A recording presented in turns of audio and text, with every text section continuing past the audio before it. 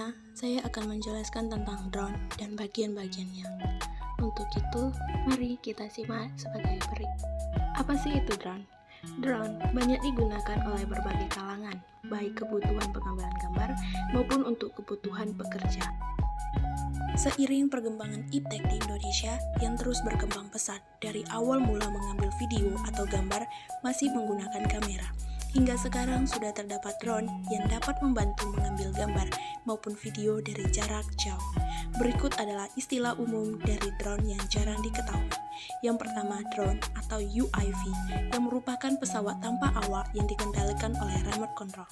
Yang kedua, multi-rotor yang merupakan dinamo sebagai penggerak drone yang jumlahnya lebih dari satu. Yang ketiga, GPS yang menunjukkan posisi alat yang dipakai.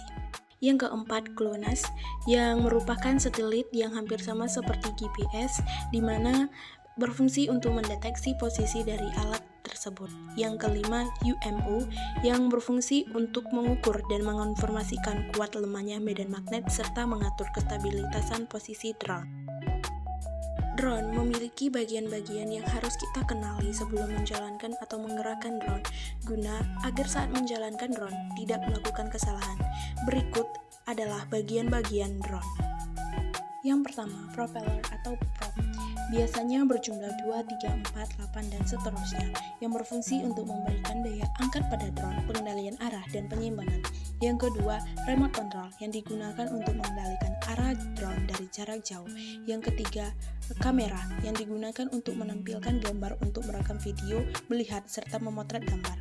Yang keempat, gimbal yang digunakan sebagai penyimbangan kamera, di mana bentuknya masing-masing berbeda sesuai dengan kebutuhan. Yang kelima, rotor yang merupakan mesin penggerak dari propeller yang jumlah dinamo disesuaikan dengan jenis drone. Yang keenam, shock absorber yang merupakan alat peredam getaran yang digunakan memberi keseimbangan. Yang ketujuh, landing skin yang merupakan kaki drone yang digunakan sebagai alat untuk melakukan pendaratan dan dapat disesuaikan dengan kebutuhan. Sekian yang bisa saya sampaikan. See you again.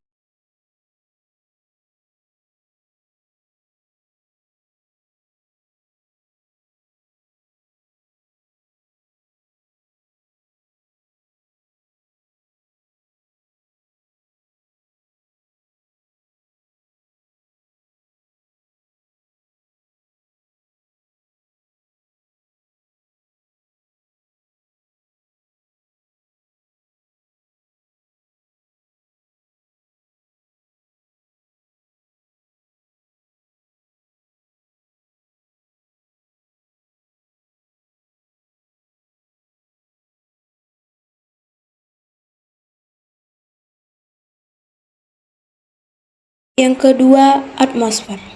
Atmosfer mempunyai pengaruh yang selektif terhadap pancaran spektrum gelombang elektromagnetik dengan panjang gelombang yang berbeda-beda. Ketiga, interaksi tenaga dengan objek. Interaksi tenaga dengan objek terjadi di permukaan bumi.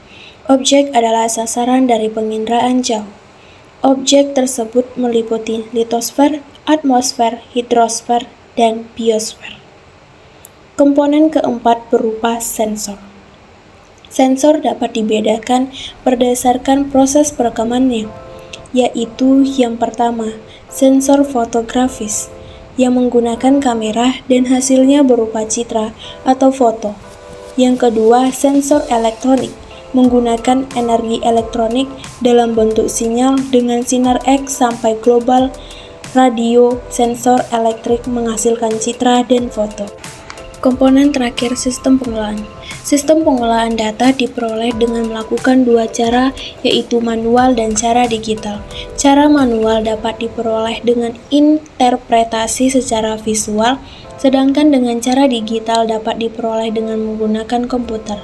Manfaat atau tujuan utama dari penginderaan jauh atau remote sensing ini adalah untuk mengumpulkan data sumber daya alam dan lingkungan, khususnya pada bidang kehutanan yang berkaitan dengan pengelolaan hutan untuk kayu, termaksud perencanaan pengambilan hasil kayu, pemantauan penerbangan dan pemutaran kembali, pengelolaan dan pencacahan warga satwa, inventarisasi dan pemantauan sumber daya hutan, rekreasi dan pengawasan kebakaran, Sehingga apabila kondisi fisik hutan sangat rentan terhadap bahaya kebakaran, maka penggunaan citra inframerah akan sangat membantu dalam penyediaan data dan informasi dalam rangka monitoring perubahan temperatur secara kontinu dengan aspek geografis yang cukup memadai sehingga implementasi atau penerapannya di lapangan dapat dilakukan dengan sangat mudah, tepat, cepat, dan efisien.